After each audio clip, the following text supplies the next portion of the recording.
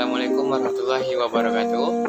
Baiklah, perkenalkan nama saya Faris Ar-Rahman dengan NIM 1904-2208. Baiklah, pada pertemuan kali ini saya akan mempresentasikan materi pada mata kuliah yaitu pengembangan organisasi, di mana materi yang akan saya sampaikan yaitu berjudul tentang jenis-jenis intervensi sumber daya manusia dalam pengembangan organisasi.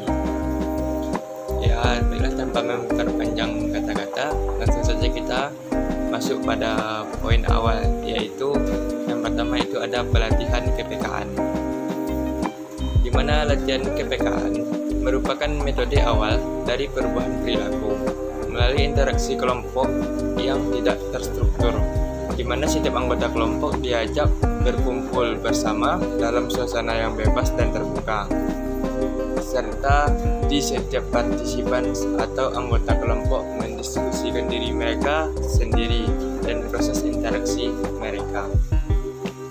Baiklah, itu yang poin pertama dalam intervensi sumber daya manusia, yaitu pertama latihan KPKan.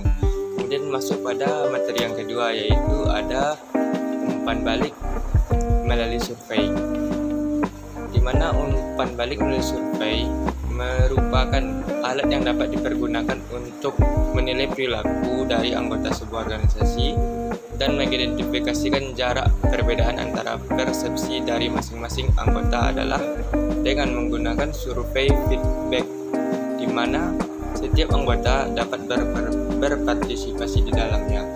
Jadi ya, yang dikatakan umpan balik melalui survei yaitu kita melihat feedback setiap anggota itu bagaimana partisipasi dari anggota tersebut terhadap suatu organisasi.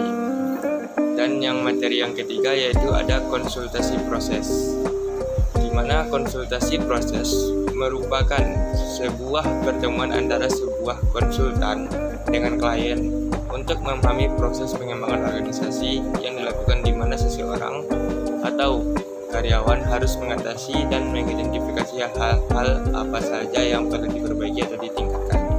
Nah, jadi dalam konsultasi proses tersebut yaitu kita memberikan suatu saran oleh seorang konsultan terhadap karyawan, apa saja yang perlu diperbaiki dan apa saja yang harus ditingkatkan, yaitu ya dalam lingkupnya itu melihat penilaian kinerja dari anggota organisasi tersebut.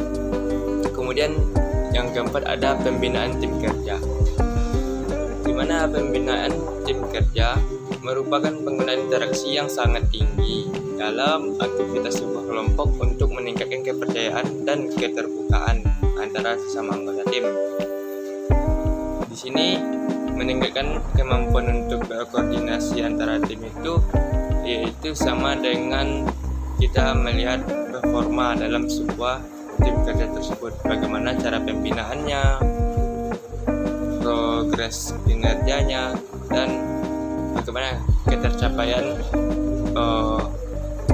SOP yang telah ditetapkan oleh organisasi tersebut.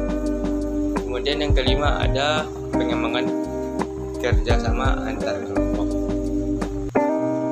Nah, pada materi yang terakhir yaitu pengembangan kerjasama antar kelompok ini, bertujuan dari pengembangan ini yaitu untuk merubah perilaku, stereotipe, dan persepsi tentang kelompok lain.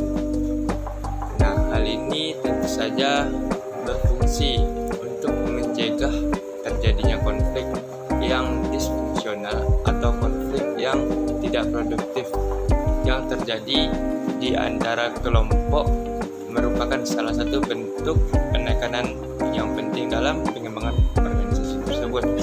Salah satu contohnya yaitu unit bisnis menganggap unit finansial sebagai sekumpulan orang-orang yang kaku dan tidak memahami dinamika bisnis. Nah, itu salah satu contoh dari pengembangan kerjasama antar kelompok tersebut. Baiklah, sekian presentasi dari saya. Wabillahi taufiq wal hidayah. Wassalamualaikum warahmatullahi wabarakatuh.